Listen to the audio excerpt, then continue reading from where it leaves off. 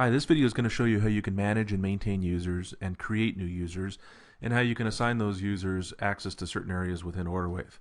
That's all done in the Orderwave Explorer using the Users button. So let's start out by clicking on that Users button, and you see that three new functions open up: View Users, Create a New User, and API Users. We're going to go ahead and click on the View Users, which opens up a brand new tab and shows all the users that you have access to. In this particular demo, there's only one user, and that's myself. But if you did have a lot of users and you wanted to search for a specific user, you can either look for that user in this list, or you can type in the user's name and click on the search button, or you can simply sort by username or sort by name. So you have different ways of organizing the information. If I want to edit this user, I could just put a check mark in the edit checkbox, and a new window will pop up on the right hand side giving me access to this user's information. In this window, you'll see that the window is structured very similar to the Orderwave Explorer on the left hand side, but you also have heading information such as user info, features, and permission available. Now, I want to note that if you are editing a couple of users at once because you don't want to edit only one at a time, you'll see that there's this tip at the very bottom that says if you want to edit several users at once, all you have to do is check off each edit button, and you'll be able to edit more than one person, and that will be shown to you under the edit users. You'll see each username that you're editing. So for instance, if you have three individual people that you would like to give access to one specific report, you can just check off those three people and go in and give them access to that report. And I'll show you how that's done in just a moment, but we're just going to work with one user at this time. So let's start out by looking at the user info section. When you click on this section, this is where you can actually change the person's username, or change their name, change their email address, and also specify how many levels below you they are, and whether or not you want the account expired. Now, an expired account, if there's an expired account, the system will not allow that user to log in. So if you have an employee that's left the company and you no longer want them to have access to Orderwave, then you can simply expire their account. The system will also expire users that have not logged into the system for more than 30 days. So if you ever get a phone call from somebody saying, hey, I can't log into my system, I'm sure I'm using my correct username or password, chances are that they have not logged into the system in more than 30 days, and the system's automatically expired them for security reasons. So this is also where you would come in and unexpire them for a few days so that they can access their system. The account level is something that's really predefined by you, and what it really is the ability for you to specify different levels of people. So for example, let's say you're in an organization where you're the administrator and you've got a set of managers who are managing the account, who have access to more than supervisors who are right below them, and the supervisors have access to more than just the regular reps who are handling some of the day-to-day business functions. You can assign your managers one level below you, or two levels below you, and then you can assign the supervisors 3 levels below you and the reps 4 levels below you, thereby creating a hierarchy fashion of information and how people are managed. So if you happen to give your managers access to edit users, they will not be able to see you as a user because you are on a higher level than they are, and they will be able to see only people that are below them in this structure. So that's what the account level structure is all about.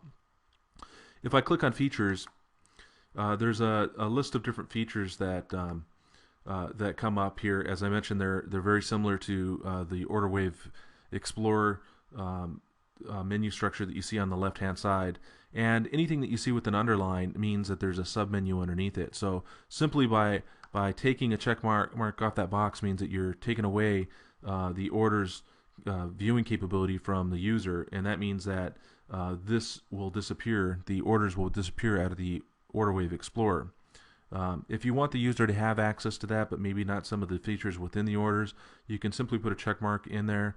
You can click on the orders, and you can now remove access. So let's say, for instance, you do not want to have a user to have access to the advanced search.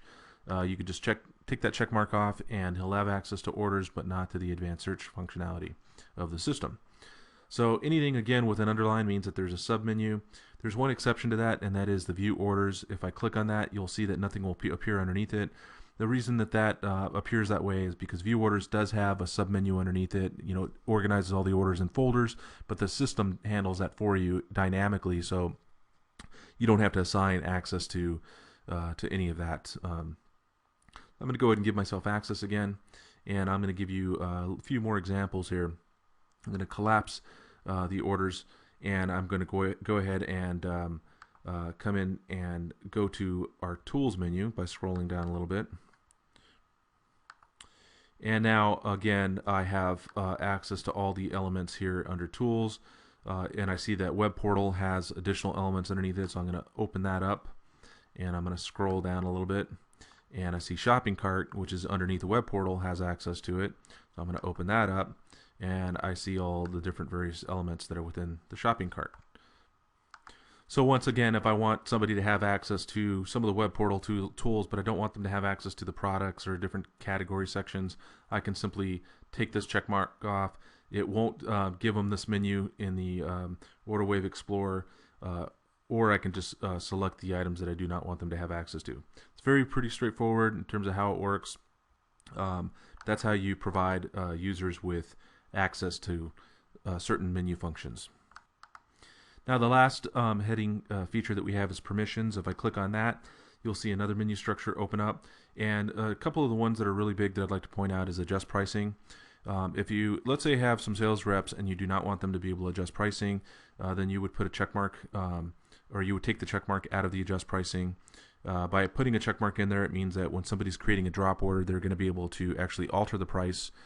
The only exception to this rule is if you have a user and you do not give them adjust pricing capabilities and the price is 0, then they will be able to make the adjustment to a price that's a $0 price. But if you do have a price on an item, they will not be able to adjust it. They'll have to create an order with whatever that pricing is. And you've also got the receive, deduct, adjust inventory. That's for receiving or deducting inventory. If you do not want somebody to be able to go in there and alter the inventory levels, then you would not give them access to that. And you've got the customer service toolbar, which is this toolbar that's right up on top, where if you take that away, then this toolbar will disappear. It will not give them access to the customer service toolbar. Any of these sections, once again, this video is primarily for adding or removing privileges. If you have an interest in any specific feature that like for instance the customer service toolbar, then I encourage you to watch the video that talks about that to learn more about that. These are the homepage modules, the different areas of that the user can see. For instance, if you don't want them to see the to-do list, then you can just again take the check mark out of that so that they do not see it. And that in general is how you administer a user that's already been created in the system. Now, if you're creating a brand new user, then you're going to use this create a new user function. By clicking on it, it's going to ask you for a username. So you can actually just type in a username. If you want to check availability of that user, you can click on it. It'll tell you whether or not that user is available. And you put in the email address of the person as well as their full name, and you select an icon for that individual based on what you think they would like for an avatar, and then you click on the save button. And essentially by doing that, everything else flows through very similar. Once you've created that user, then they will appear in the view users section, and then you can go ahead and just put a check mark in the edit button and then edit them just as I showed you just a moment ago. One thing to note there is that when you do create a brand new user, what happens is after you create the user is emailed, so it has to be a legitimate email address. They do receive an email to authenticate them as a user, and they can activate their account based on that email that they receive. The last section I'd like to talk about is API users. Now, an API, again, I'm not going to cover the details of it, but it's a means of third-party or developer communicating with our system. So there's ways that we have a whole set of API calls and methods where people can post orders to our system or get tracking numbers. So you might have somebody that you work with that is a third-party company that's doing some automated development for you, and you want them to be able to interact with the system, but you don't want them to have access to the interface to be able to go in and run reports or look at orders. You simply want them to be able to make the API calls to post orders and do things like that. And what you could do is you can create an API user. By creating an API user, you're simply giving them the ability of actually communicating with our system on the back end, but not actually using the user interface functionality as I'm showing you here. To create an API user, you simply give them a username. You can put in a note if you'd like to for what this person is, and you just click on create user. And what that does is that creates a username and a password that you can provide this person, once they have that information, then all they do is they utilize our documentation. We've got developer docs for third-party integration on our website. They can utilize that information to integrate with our site, but this is all they would need is the API username and the API password. We've also got a valid from and a valid to, and if you wanted to edit that, you just click on the edit button, and you can come in here and specify more detailed information of what you want this person to do. Like, let's say, for instance, you only want them to be able to add orders to the system. You don't want them to be able to get tracking numbers. These are the different calls that our API supports. So you can simply come in here and just put check marks or take off check marks of certain sections that you do not want them to have access to. If you simply want them to add order, you just leave the add order check mark and you leave everything else unchecked. Same is true for if you want to, reset the person's password. Let's say there's a developer company that you are working with, but the main developer that you are working with is no longer with that company, and you want to create a new password for the new person who's working on it, you can do that. Or you can expire the user so that if you're no longer using them and you do not want them to be able to interface with our system, you can expire the user. And once you're done there, all you do is you save your changes and you close the box, and now you have your API user. So that concludes really how to handle security on Orderwave, and how to use it on both an API level as well as a user base level. Thank you.